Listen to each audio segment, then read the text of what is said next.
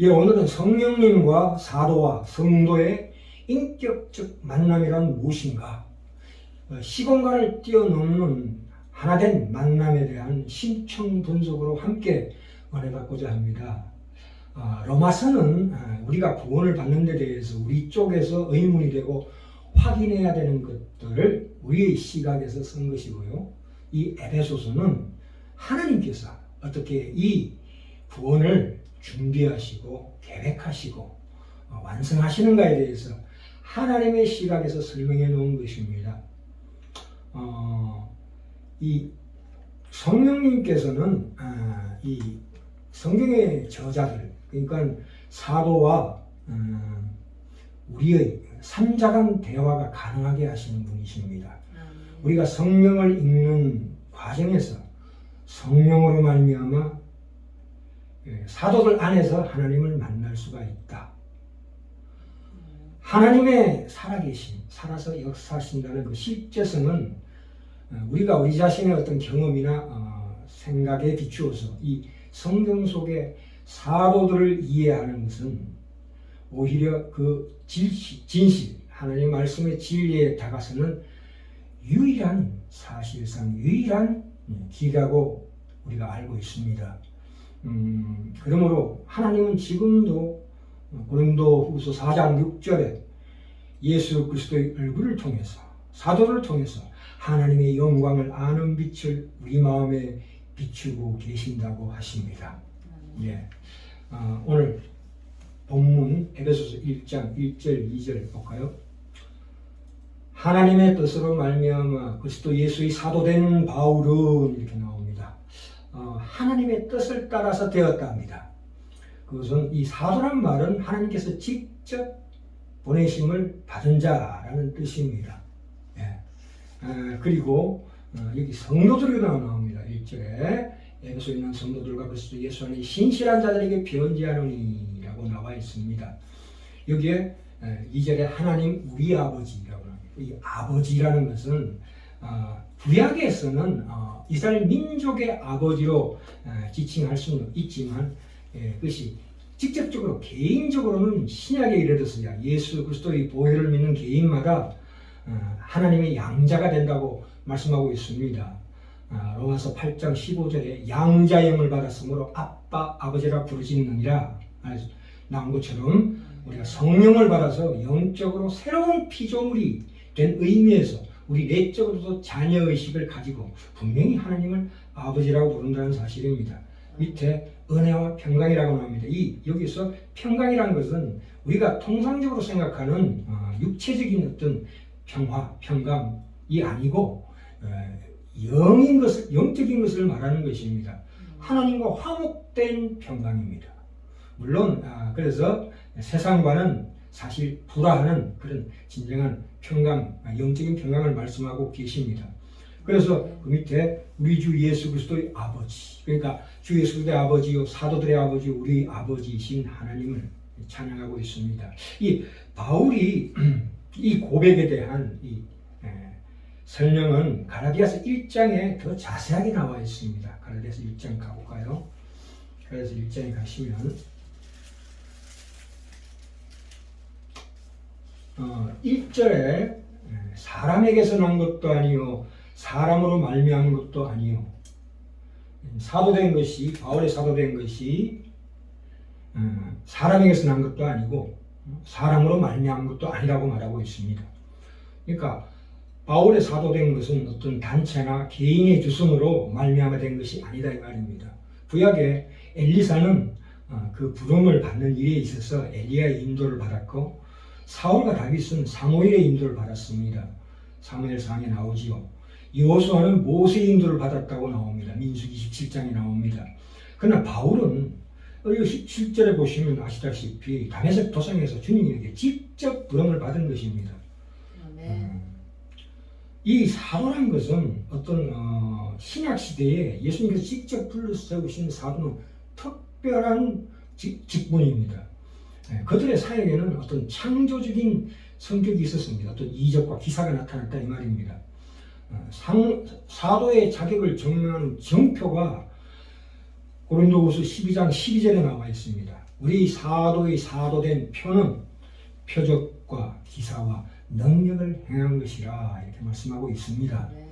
이 기본적인 기사는 이런 기적은 사도시대 이후에는 계속되지 않습니다. 물론 하나님께서 특별히 신자들의 기도 응답이나 어떤 난관에서 건져주시는 것 같은 하나님의 능력의 간섭이 있을 수 있지만 그것은 완벽하지 않다. 사도시대처럼 완벽하지 않다. 그래서 우리가 머릿속에 새겨야 합니다.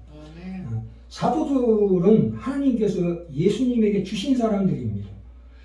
요한복음 17장 6절에 보시면 물론 여기에 우리도 포함되어 있습니다.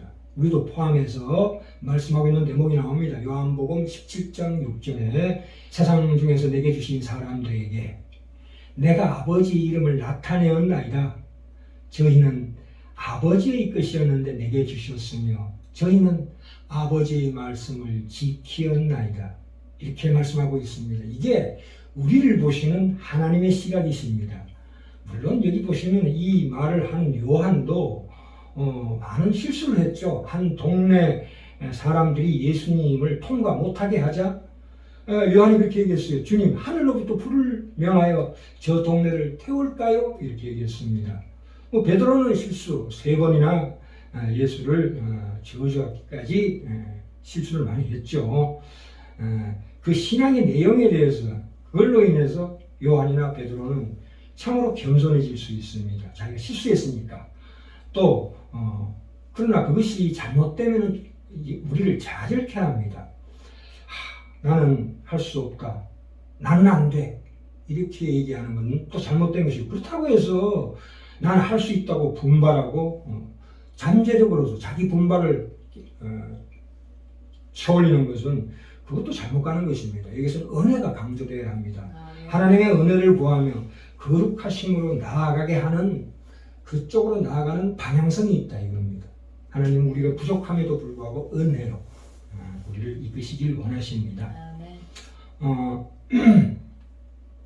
이 바울이나 요한이나 베드로 다 같이 직접 예수님의 부르심을 받았습니다.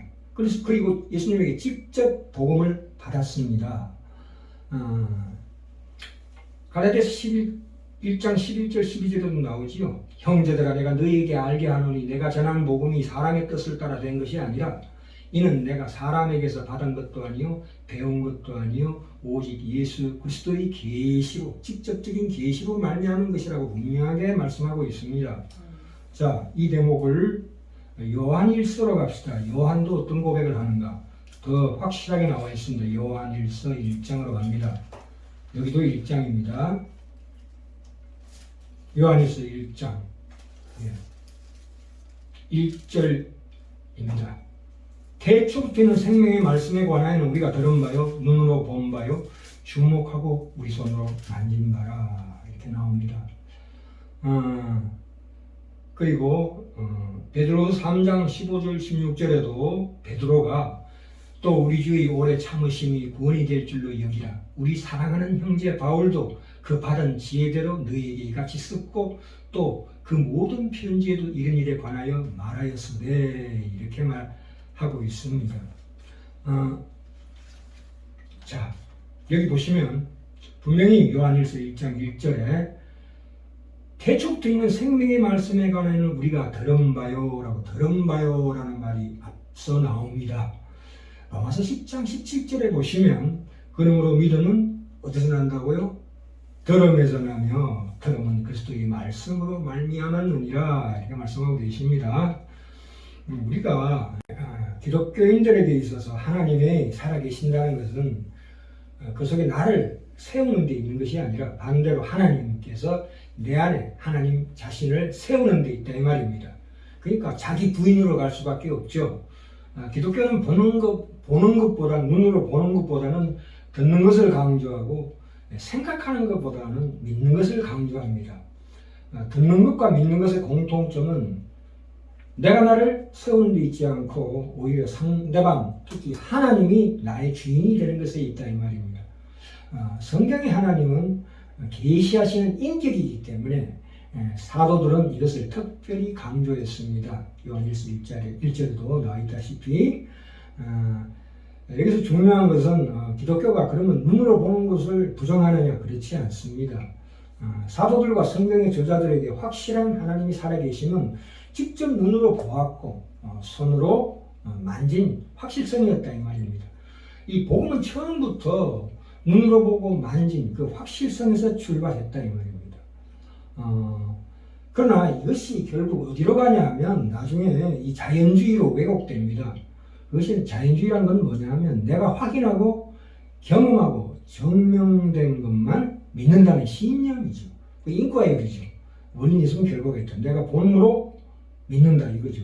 그것은 자기 관념이죠. 자기 하나님을 자기가 만드는 겁니다. 자신의 내면의 힘을 믿는, 자기 자신을 믿는 신앙이라 이 말입니다. 또한 우리가 듣는 것과 믿는 것을 강조한다고 해서 그것은 그게 자칫 잘못하면 독단으로 빠질 수가 있습니다.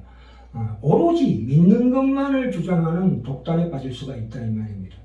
이 두 가지는 다 자신의 내면의 힘을 믿는, 자신을 믿는 신앙입니다.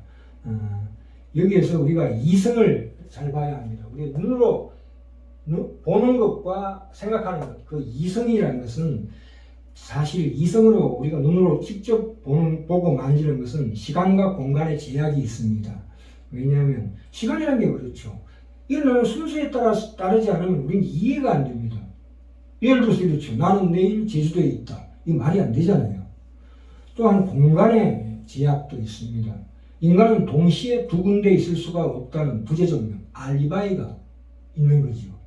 근데 하나님은 시간과 공간을 초월하시는 분이십니다. 그렇죠? 그렇기 때문에 이 주 안에서 우리 사도들과 성령님을 통해서 사도들과 우리와 성도들과 만나는 인격과 인격의 만남이라는 것은 역사가 인격과 인격의 만남에 있습니다. 다시 말해서 그들의 영혼과 우리 영혼이 만날 때 일어나는 것이 역사예요. 그 기독교 역사입니다. 우리가 기독교 신앙은 나를 믿는 신앙이 아니라 남을 믿는 신앙입니다. 상대를 믿는 신앙이라 이 말입니다. 그래서 우리가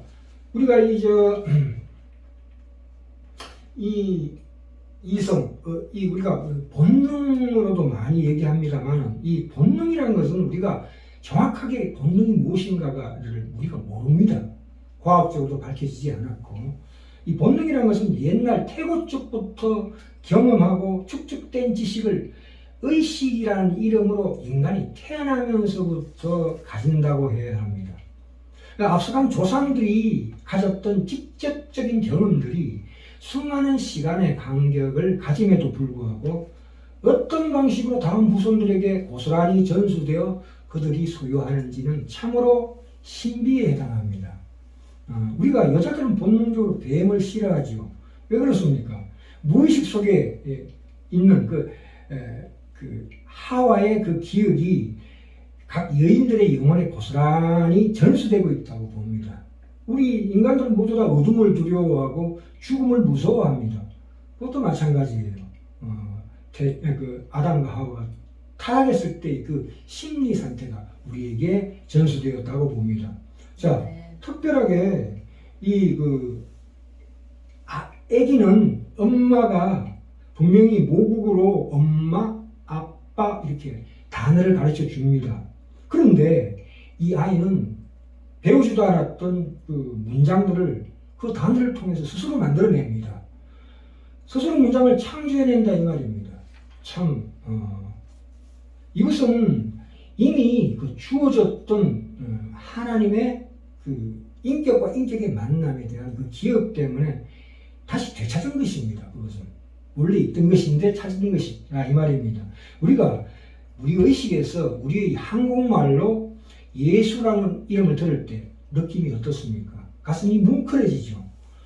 모국으로 들은 그 말로 인해서 우리는 예수의 살아계심을 생각합니다. 그리고 예수의 마음을 믿기도 합니다.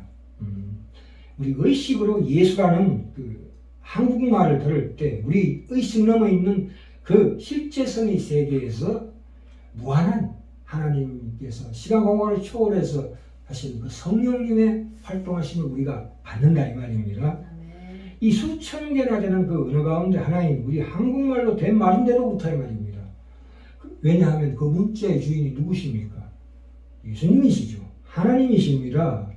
그러니까 우리가 이 문자, 이 말씀이라는 것은 하나님께서 오시는 하나의 통로로 볼 수 있습니다. 그렇죠? 이성도 마찬가지로 하나님의 계시의 통로일 뿐입니다.